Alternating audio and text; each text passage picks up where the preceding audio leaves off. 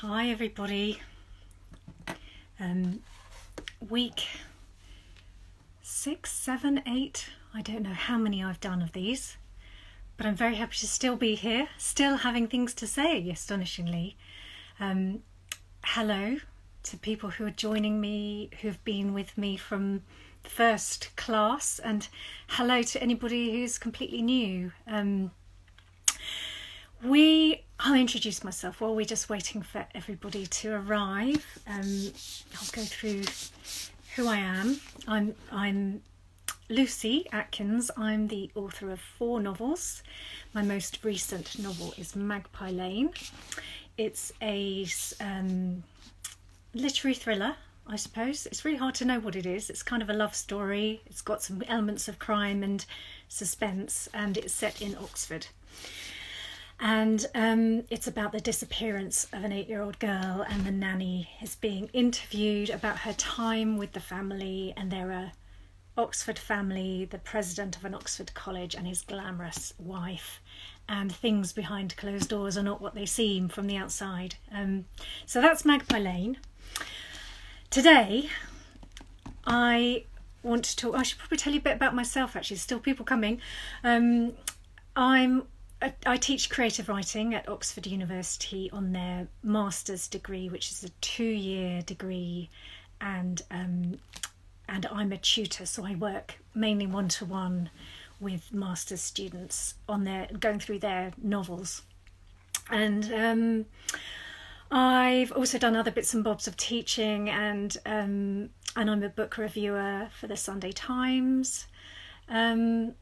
So that's me. I've written 4 books, 4 novels, and every time I do these classes, I end up spending like an hour or so beforehand Googling whatever subject I'm doing, because it's quite an interesting exercise to have to think through really specific elements of what goes into creating a novel. So we've covered lots of things in these classes, and one thing that a couple of people have asked me to do is something about beginnings and endings. And as I was kind of thinking this stuff through, I got much more interested in beginnings than I did in endings. So today I think I'm actually going to concentrate a bit more on beginnings. And that doesn't mean we won't do endings. Maybe we'll do endings another time. I'll do a bit of endings.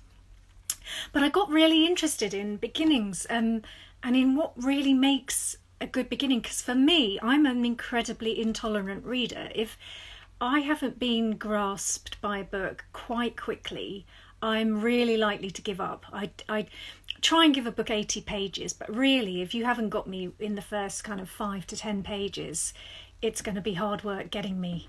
So I think beginnings are really, really vital. They are your chance to like wave at your reader and say, stick with me for the next 300 pages. So what I'm going to do is read you. I've been going through this morning, like just slightly randomly picking up books, and I would recommend that you do this. That go through some books that you have loved or even hated, and look at the first few lines. I can see some people are agreeing with me on the if a book doesn't grab you. So anyway, what I'm going to do is read you some opening lines. Bear with me. I'm just going to read you a really random selection, and then we're going to talk about what goes into these lines and what they're doing, and give you some lessons to take away about what you need to think about when you're thinking about the beginning of your book. The one other thing I want to say about the beginning of the book, it's not just your chance to get your reader, it is your chance to get your literary agent, because a literary agent almost always will ask to see the first 3 chapters of a book. Possibly the only thing they're going to really read is the first couple of pages, because they're very, very busy. They get tens of submissions, sometimes every day. If you haven't got them in that opening page or 2, they probably won't read on. So even if it's a brilliant book, it may never become a book. If you haven't got your ending, if you haven't got your beginning right, if you haven't got your ending right, that's another problem. Anyway, Jane Eyre, possibly my favourite book. It begins chapter 1. There was no possibility of taking a walk that day. I love that. For so many reasons. It just sets up claustrophobia, constriction, restrictions, societal rules.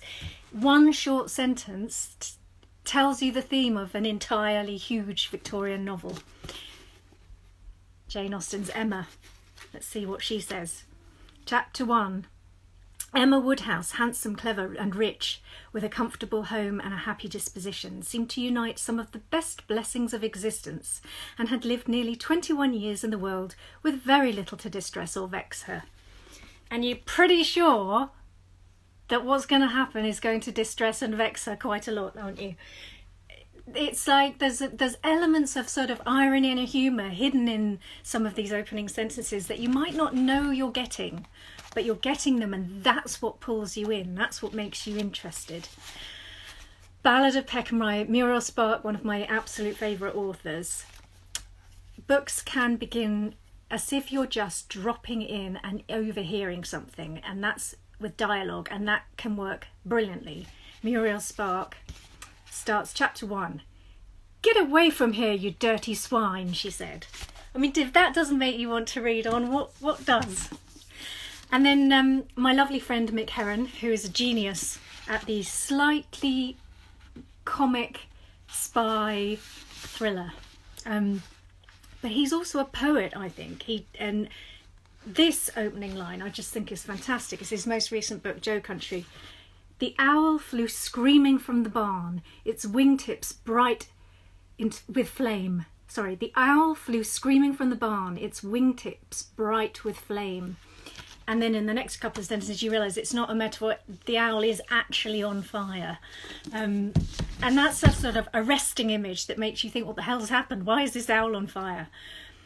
What they all have in common is, the common ingredient is intrigue. And we've did a whole session on intrigue and why, whatever you're writing, intrigue is vital. And intrigue is never more vital in a way than when you're setting up your opening few pages. You're going to hear people tell you a lot, or, you know, if you read stuff online, that the opening line of a novel, it's got to be startling, it's got to be amazing, it's got to be original. And I think that's a really tall order. I'm not really sure that many of us can do that. An owl on fire is pretty good, but it can, if you try too hard to do that in your opening few lines, what you're going to sound desperate, and you're going to sound like you're trying to shock, and you're also going to possibly sound like you're overwriting. So I think you can take things too far. And I think a more useful thing to concentrate on in that opening line is in the opening couple of paragraphs, is setting up questions in the reader's mind. Rather than trying to shock or grab attention, what you're trying to do is set up intrigue. So in Magpie Lane, I don't think I knew I was doing this, but I obviously had internalised these thoughts. So the opening paragraph of Magpie Lane, it's really short, but I'll read it to you. "They are waiting for an answer. What do they want me to say? Perhaps they think I'm a stalker targeting the president of an Oxford college on his early morning jog. I have an urge to laugh, which is inappropriate. There's nothing funny about this, nothing whatsoever. Felicity is missing. The whole country is looking for her." So what I've slightly inadvertently done there, I have actually asked a question. What do they want me to say? And the rest of the book effectively is an answer to that question. That she's saying, what she's going on to do in the book is answer the police questions. And I've also set up, I've given you information, a bit like, here I'm comparing myself to Jane Austen, but let's, put that aside. But the opening line I just read you of Emma, she's giving you quite a lot of information in that line. And the opening paragraph of Jane Eyre does the same. It gives you lots and lots of information.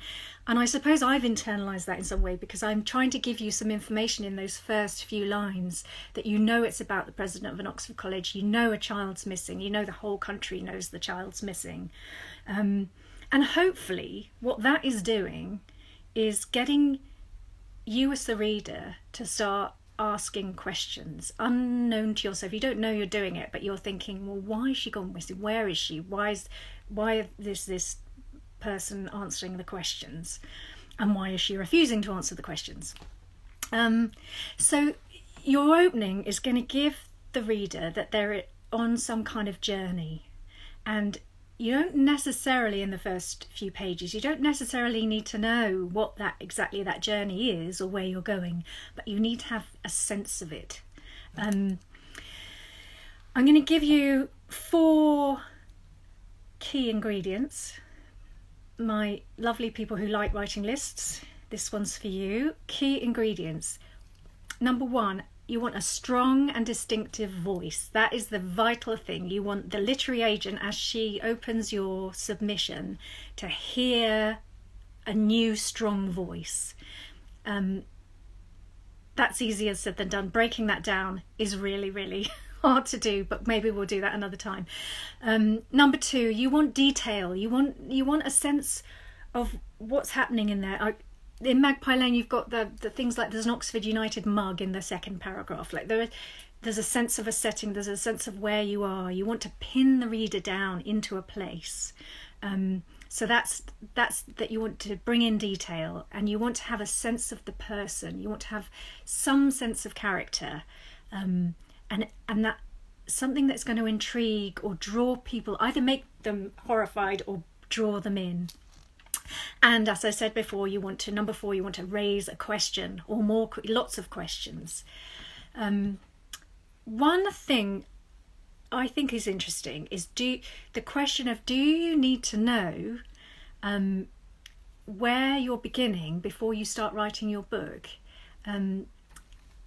And I think there's a very liberating answer to that for me, is no, you really don't need to know. When you start writing, I would suggest to you just start writing and think later about where would be the best time to start the book. I actually started Magpie Lane. I had this one sentence popped into my head, and it's something like, that was the day I found her in the priest's hole eating dead bees. And I thought to myself, well, that would make a really good opening line. You know, it's really unusual and interesting. And for ages, that was the opening line of Magpie Lane. And then as I wrote, I expanded and expanded, and that shifted. And it's now something like chapter 17. It's the opening of chapter 17. It felt like a good opening when I started the book. But as I wrote the book, it became clear that wasn't the opening, and that the book was going to be structured in a different way. So keep an open mind about your openings. Don't get obsessed with it. More importantly than that, don't get obsessed to the point that you stick with your opening just because you've worked on it for so long. I'm going to tell a little story that I told before. Sorry to anyone who was in the earlier classes who's heard this before, but it's so important when you're talking about openings. When I wrote my first novel, I spent months and months and months perfecting the first 3 chapters. And when I sent it to a literary agent, she asked for to see the whole book. She read it and she gave me some notes. And the first thing she said to me was, you can lose the first 3 chapters. They're not moving us anywhere. They're not getting us anywhere. And what I'd been doing in those first 3 chapters was writing my own way into the book. I was exploring, who are the characters? What are their backgrounds? How do they interact with each other?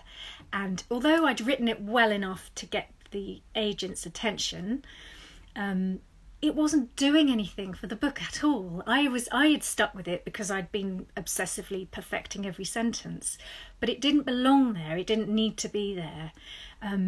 So I did cut those first 3 chapters, and I began it in a much more active way, which plunged the reader into the story.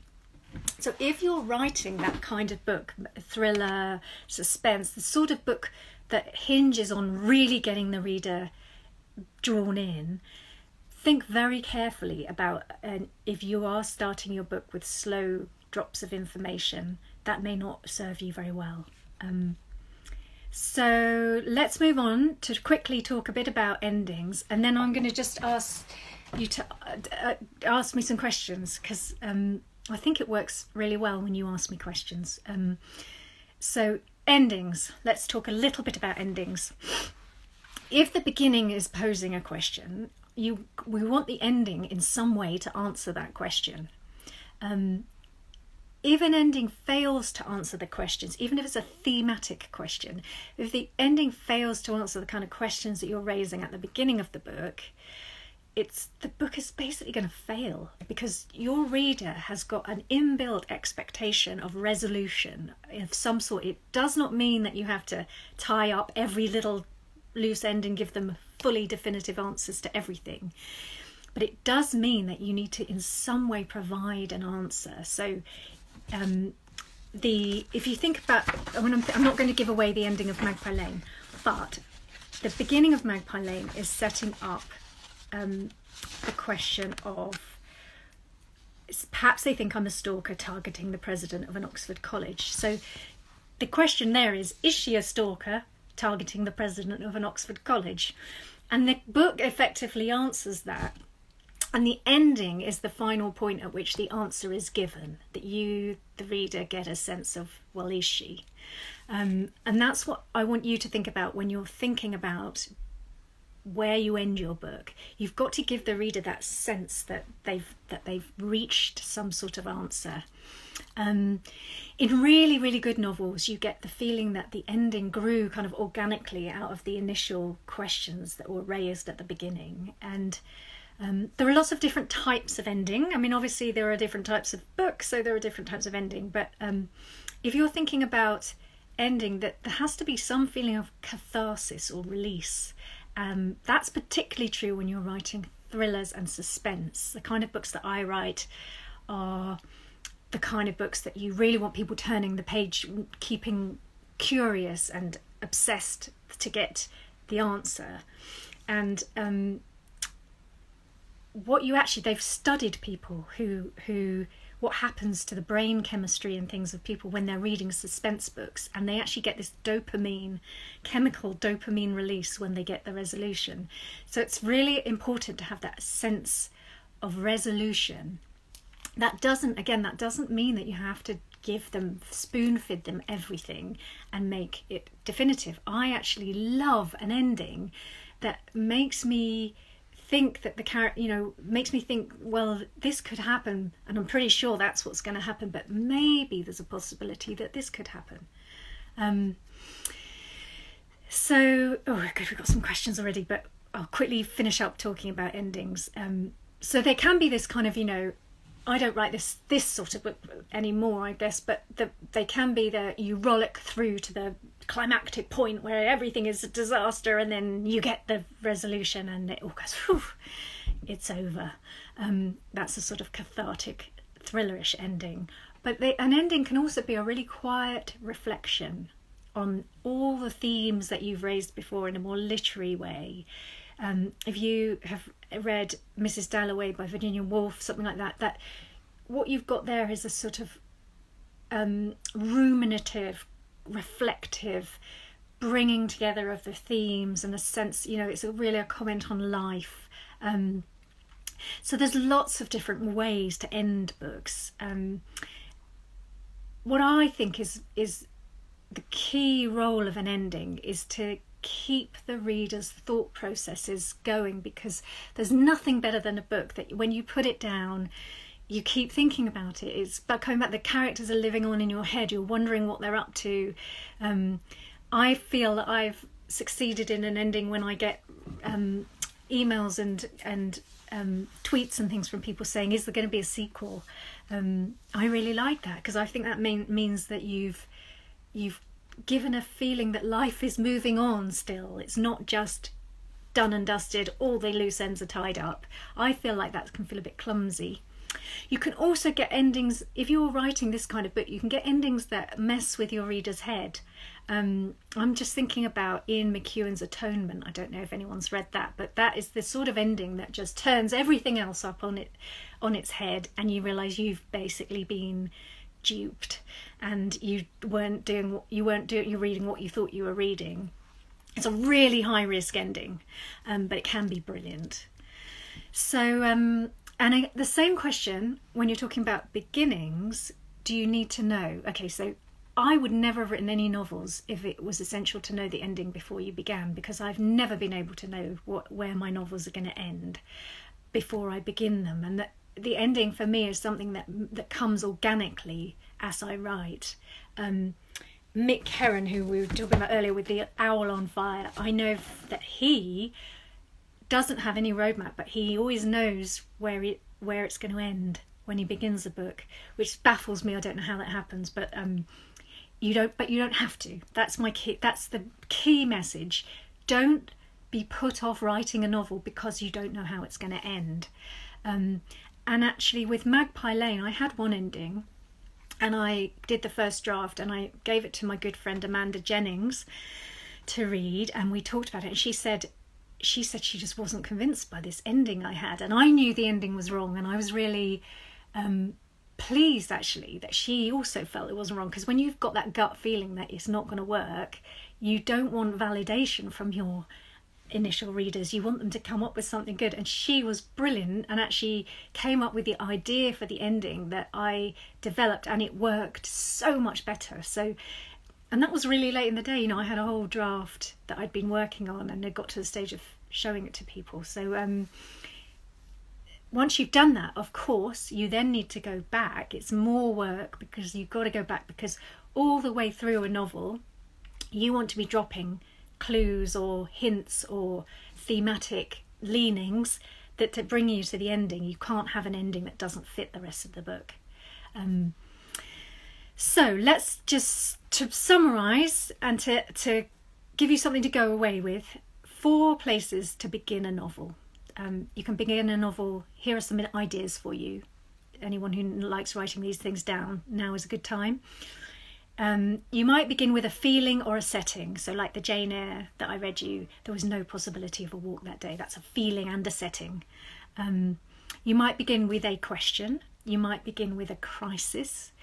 You might begin with dialogue, like that Muriel Spark, "Get away from here, you dirty swine." Or you might begin with a statement, like the Pride and Prejudice, "It is a truth universally acknowledged." And that's a statement that undoes itself, because you immediately think, well, is it? So there you go. A kind of provocative statement. That's 5 places, actually, that you could begin. And how about 5 ways that you can end a novel? So you can end a novel in a circular fashion. So you're back at the beginning, you're back where you started, but you're seeing it all in a different way. I quite like that. You can match. You can begin it by matching something that you started at the beginning. You can end it by matching something you started at the beginning. So you're echoing back to a sentence, a phrase, a setting, or a theme. But of course, you're going to feel very differently about it by the time you're at the end. You can end with a surprise or a shock. That's the twist. Oh my God, it was him, it wasn't her. That's the classic sort of crime thriller ending. You can end with a reflection of the Mrs. Dalloway, Virginia Woolf type reflection on what went before, the survey, the feeling of completion. Or you can have a kind of more of an open ending that is unsettling. And I also love those where you think you know what's happened, you've made your decision, but there isn't that kind of neat, firm closure where the author is telling you exactly what has happened, that you're left asking questions. So you're left with a sort of unsettling feeling where you know what's really happened, but you don't need to be told. One thing that you can do just before I start answering questions, if you want to take this sort of study further, you can have some homework, which is to do what I did this morning and just go through, take maybe 5 of your favourite novels, read the first few pages, read the last few pages, and really think about what is the author doing? What are they trying to make you feel at the beginning and the end, and how are they doing that? And be a bit of a sort of nerd about it. Really start to think, how do they do it? Why are they doing it? Why have they chosen that? So let's answer some questions. I'll just scroll back. I hope that was helpful. I always feel like I'm kind of a stream of consciousness waffling, but hopefully I can't find your questions. All I can see is lots of names. Okay. Oh, somebody said that they're surprised by my ending. That's a good thing. Right, so Mindful Kara, I have a beginning I'm very attached to. I've worked it several times.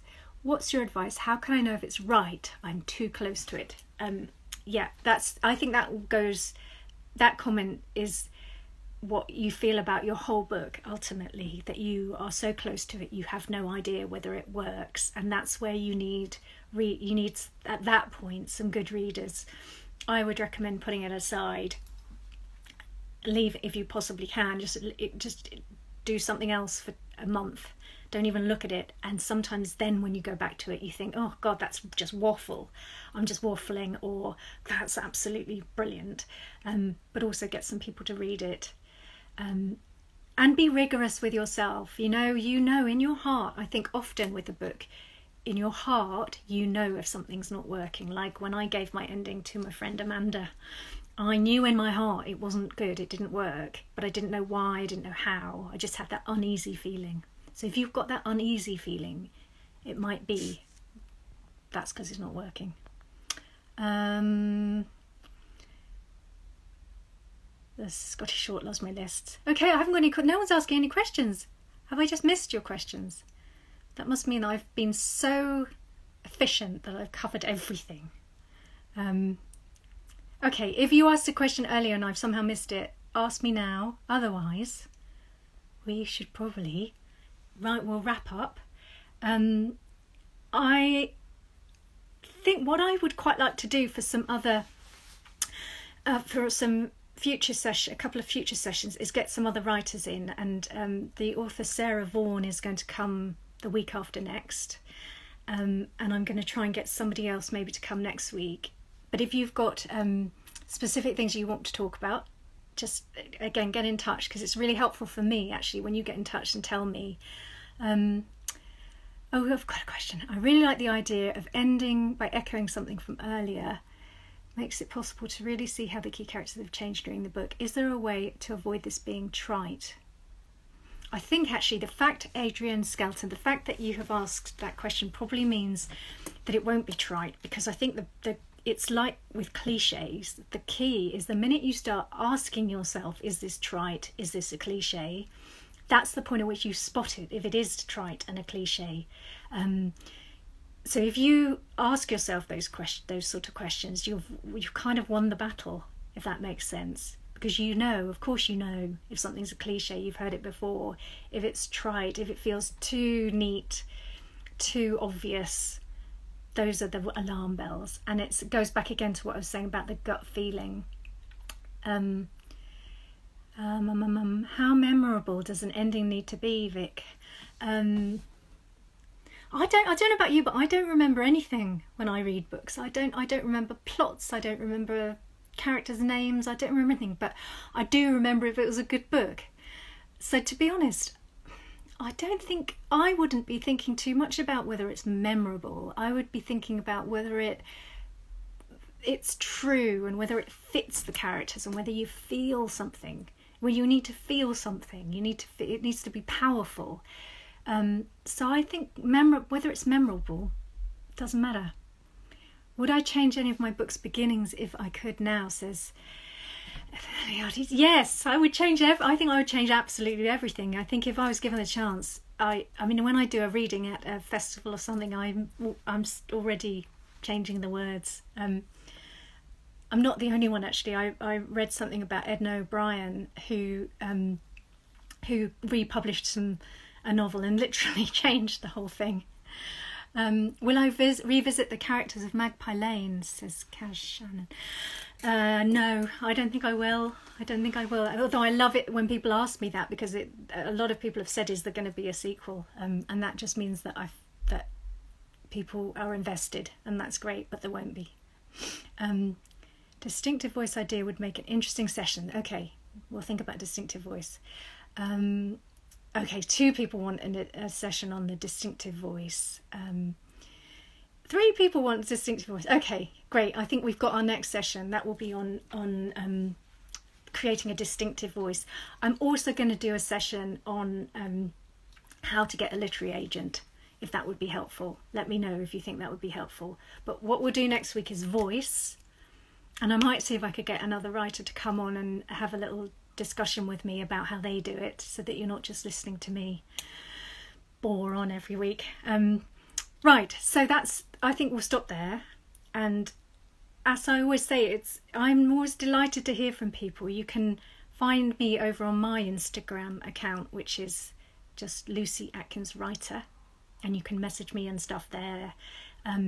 My website is lucyatkins.com, and I put the notes from these sessions up there, so if you didn't have your pen with you to make your lists, you can find them there. I haven't done this one yet, but I will.